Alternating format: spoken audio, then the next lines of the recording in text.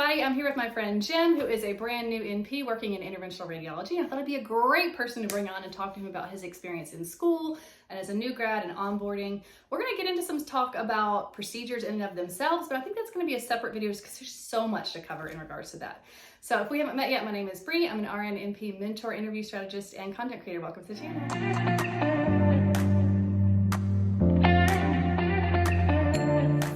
Let's just get right to it. Tell me your background as a nurse.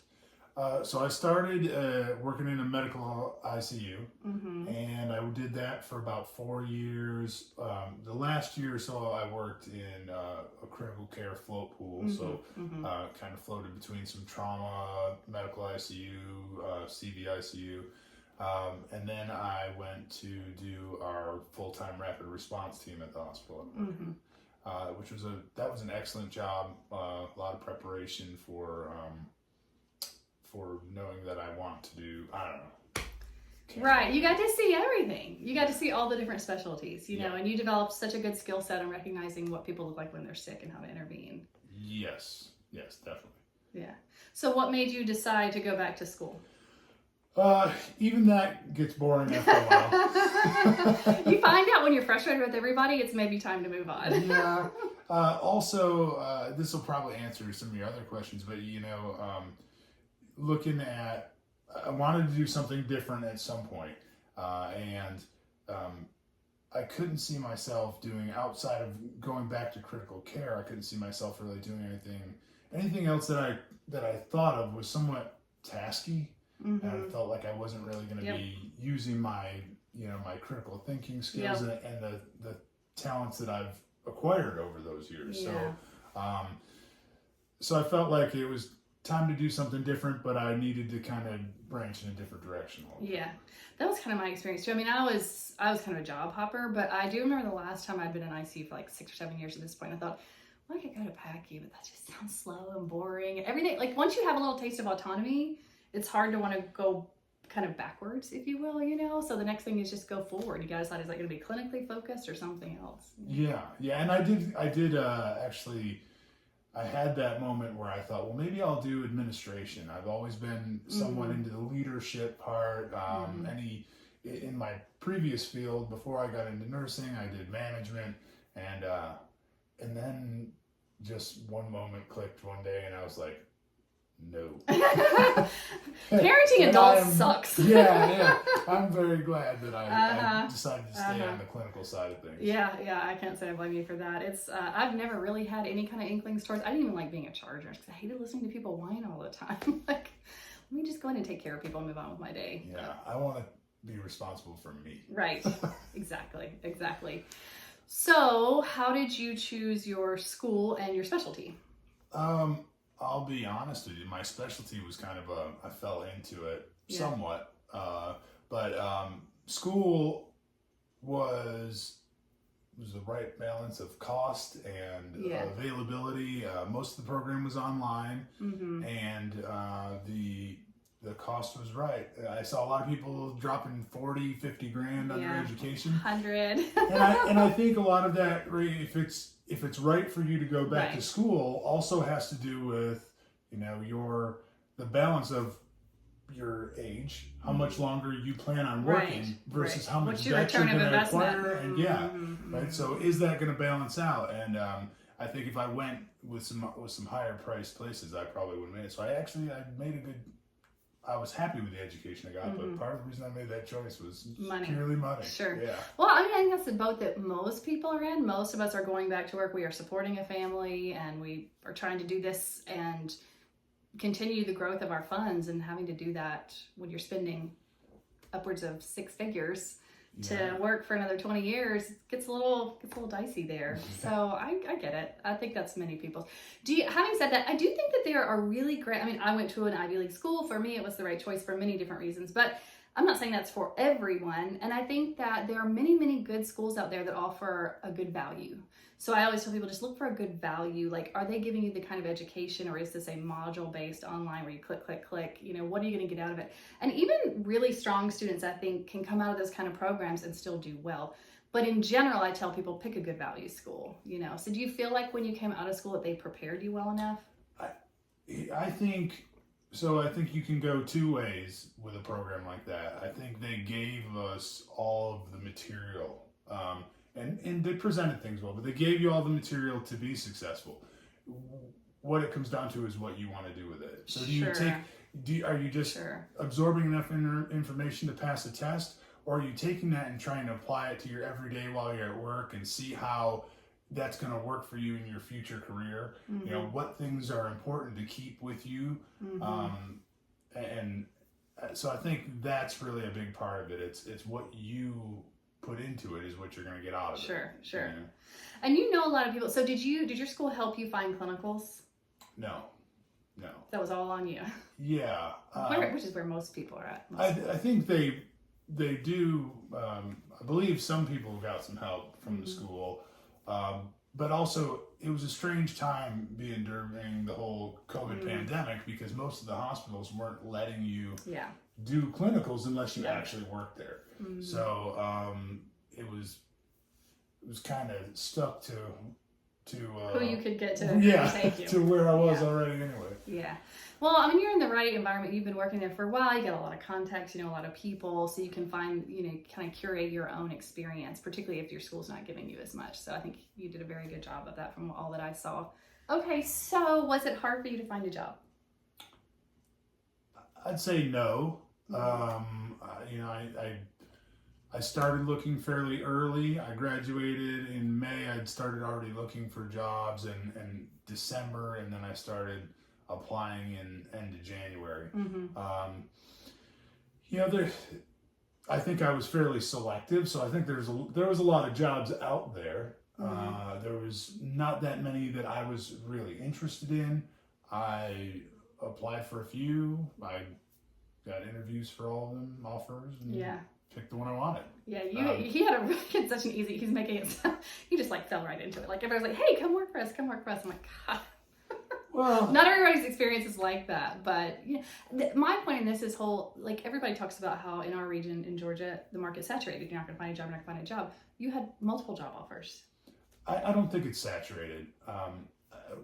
That being said, are there a lot of people out there looking for a job? Sure, but it has to do with, first of all, are you, as a potential employer, are you doing things that make you stand out? Right. Obviously, everybody, especially as a new grad, you have no experience, and everybody knows you have no experience. And then on top of that, do you just have a degree like everyone else, or is there something you've done in your past, or something you sought out, experiences you sought out while you were a nurse or while you were in school that makes you stand out compared to the other new graduate? You know? So I don't necessarily think it's saturating the fact you can't get a job. The other thing is, I think some people have to be realistic in that you are new as a new grad, right? You're a new person with no experience, and they do know that. So you may have to take that job that isn't your dream job. You might have to take that job that's have to give a little step back on money so you can get some experience to step forward later. There's a lot of people out there, I think, who are graduating and not working. And we see them not working in the NP field for years even. Which is a major red flag, by the way. Yeah, because they're unwilling to take some job that's not their ideal. Right. You know? Or doesn't pay what they want. Or, I mean, there's like these, 10 things or so in anybody's life that you're like, okay, well, these are all the components that make up the perfect job for me, you know. The right specialty, the right hours, the right pay, the right mentor, whatever. And you list them out, you're going to have to give some. You know, in a competitive market, you're going to have to be willing to cross some of those off. And you're right, there are some people who just aren't. They're like, I make more as a bedside nurse, I'm going to stay here. I'm like, I get it, but you chose to go back to school for a reason. So if you hang on to that because you're making good money and it's easier to stay there, when you go out looking for a job a year or two later, you're going to be much less marketable. And people are going to go, why hasn't this person worked? Must be because they're not good, or they didn't go to a good school, or because we shouldn't hire them. It's going to be way harder for you when you delay like that. So tell us about your job. It's a pretty interesting field. I didn't know a lot about it, just the basics before I got into it. Well, let me pause you for a minute. So Jim works for interventional radiology, which I know that a lot of people may not know exactly what that is, particularly if you haven't had as much experience in a hospital. And I can let you explain some more about it and your experience with it, but I have so many questions about it. So, well, it's a highly procedural job. Yeah. Yeah. So the main thing really there is interventional radiology does a wide variety of procedures for a wide variety of diagnoses / problems.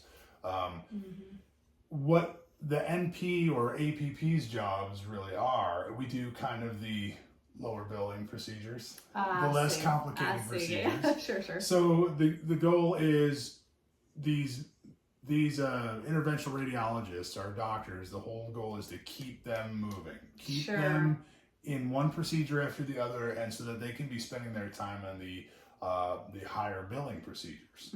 So we're doing kind of the smaller stuff. We do we consent all the patients. We evaluate them for sedation, what types of sedation they can have, any sort of contraindications they have for the procedure. So we fully evaluate and consent each patient before their procedure. Half the time, the physician probably isn't even going to see them until they get in there. Gotcha. Okay. So we're basically setting them up all day, and then in between that, we're knocking out all the smaller stuff and the less complicated stuff, so that they don't have to be spending their time doing that. Gotcha. So even the things that you would call smaller. So, well, let me back up just a little bit. They're not small, but yeah, no, they're not. None of these are smaller procedures, but there are some that are less risk and some that are more risk.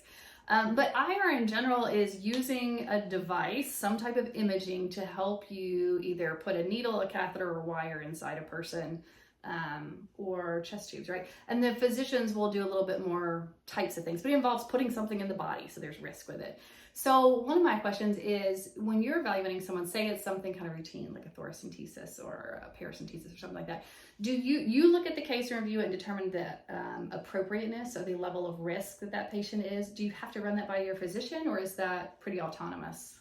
For the most part, it's autonomous. There are, some questionable areas where we'll typically talk with the physician. Now, that's for my own procedures, it's kind of up to me. For the physician, if there's any question, I'm going to talk with them, because they're going to be the one working on that person, and they should be aware of anything that's going to happen. Or any possibilities before they get in there. Now, what did you, so as a new grad, did you find it intimidating to go, this is your first job, right? You're doing something that is almost 100% procedures, which come with risks. Did you have fear going into that? Were you worried that you would not be ready for it or not onboarded properly for it? Every day. Yeah. Still. Yeah.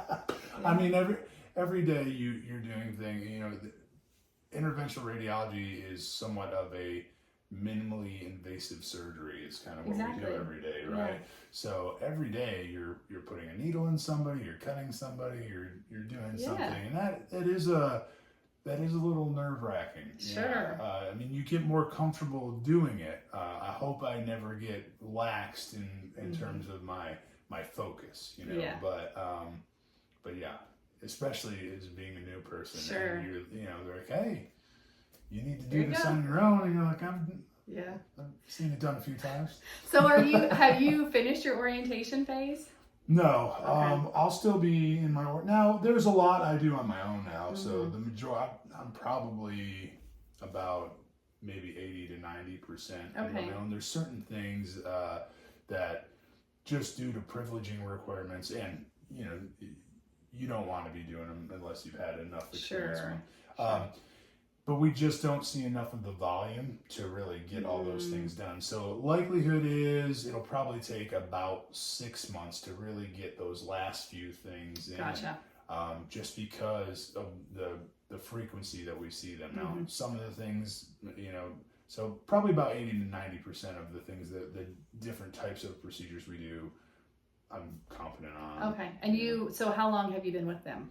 I'll be about 3 months next week. Yeah, that sounds about right. I mean, most places for any kind of specialty is 3 to 6 months of onboarding. Yeah. And then a year when you're like, I got this. But procedures are a little different. It once you get good at it, you're doing it so much, the volume you're doing it with, you can get good pretty darn fast. There's some things we do 4 or 5 times a day. Yeah. You're going to get there really quick. Yeah. And then there's others where you might see one a week or one every couple of weeks. And especially, it's been 2 or 3 weeks since you did it your first time. It takes a little bit. Yeah.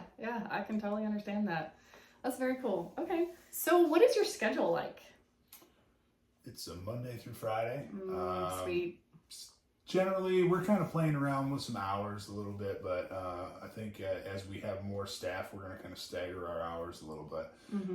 Generally, it's about 7:30 to 4:30, Monday through Friday. No holidays, no weekends. Yeah. No call. Now, I see you smiling, so this is a good change for you. It's pretty good. Okay, because for me, I had two formal job offers. One was Monday through Thursday, 10 hours a day, or shift work, which is what I do now, 3 12s a week, which are highly variable, weekends, nights, holidays, all that. So different. I'm like, well, I don't know which would be better. They both have benefits, but ultimately, I think I tend to gravitate towards shift work because I feel like I have more time. But I don't know that that's necessarily true. It's all the same, right? There's a give and take to either of them. 12-hour days, 3 days a week, that'd be good. I agree. You have tons of time to do things on your own. For me, I've got 3 children. 2 of them are pretty small, are still small and then, young. And my oldest is only 12. So I found that I was home a lot, but they weren't. My thought was, I'm going to give this a shot and see if at least then the time I'm home is the same time that they're home. Right. Yeah. Okay. So let's talk about autonomy a little bit. So I know yours is a little different because you're still in the orientation phase. So you probably have a lot of other APPs around you throughout the day. But physician-wise, is the physician with you all day or? So that is it's different. No. I mean, they're there to, like, I can touch base with them if I really need something. Or if I have questions, but most of the interventional radiologists, they're moving from procedure to procedure to procedure from the time they walk in to the time they walk out. Gotcha. So there's little gaps in between that I can stop and speak with them about things, but for the most part, we almost operate as 2 separate entities. Sure. Right? We have this team of APPs doing all the APP things, and then you've got your interventional radiologists doing all their things over here. Sure. So what about complications? Like, God forbid. I mean,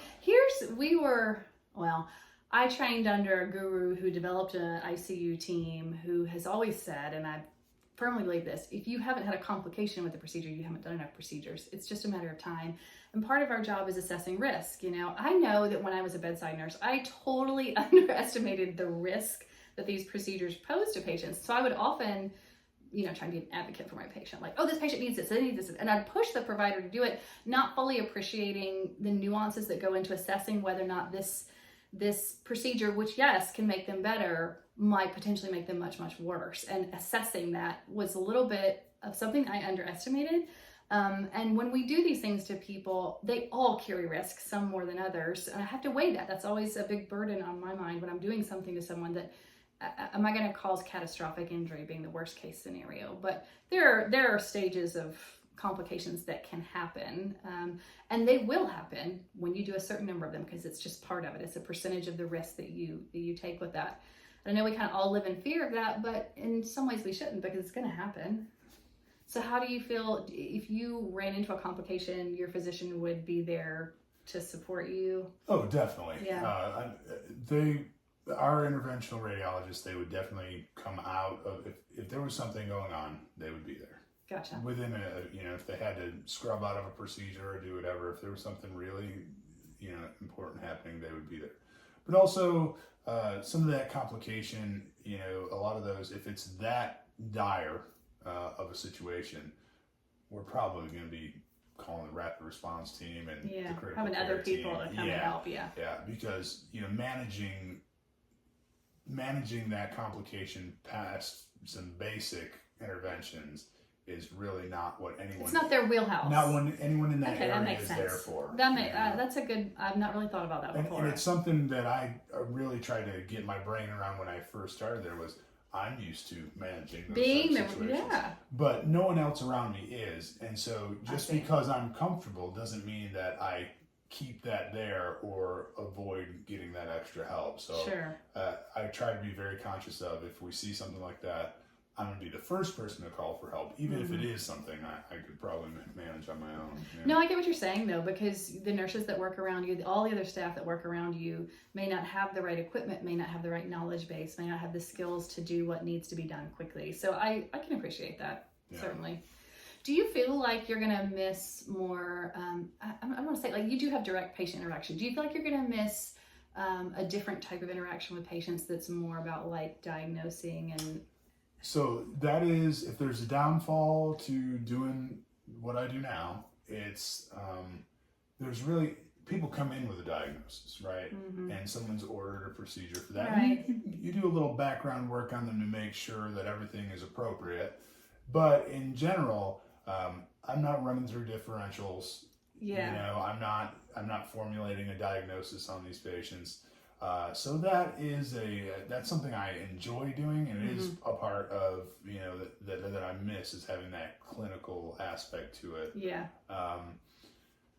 But it's a pretty cool job. Yeah. So for now, I'll take it. And I think, you know, I do worry if I was to leave this field and go do something else. You know, I haven't been in that realm for a while where you're doing that. But I don't feel like I couldn't pick it back up, and I also feel like I know enough people that know I have that basic skill set that would trust that I can pick that back up quickly and work with it, that I'm not too concerned. Yeah, I wouldn't worry about it. You are such a good networker, you wouldn't have any problems with that. And I think, honestly, once you develop competence in all these skills, and you're doing some pretty big skills on people, procedures, you're marketable anywhere, because the rest of it can be taught. But that is something that you can just get in there right away and start doing things should they need to be done for any service, really. So I think that's really good experience you're getting under your belt. And, you know, maybe it'll be a lifelong career. Maybe you'll just love it. There are many people who do. It's pretty enjoyable so far. Yeah. All right, so I guess my last question is, one of the arguments I hear from a lot of people, I won't say arguments, one of the concerns I hear from a lot of people is, you know, I'm going to take a pay cut becoming a nurse practitioner, which, if you are a COVID nurse, ICU nurse in particular, yes, you're probably going to take a pay cut. But outside of COVID, are you making more as a nurse practitioner than you did as a nurse? Yes. And even most of the jobs that I saw, interviewed for, discussed with people, the base pay was probably close to, and at this point you think, I was a bedside nurse for about 8.5 years, so that's where my experience level was. I think we got paid pretty well, and still I would say most of these positions, the pay was about equal or a little more.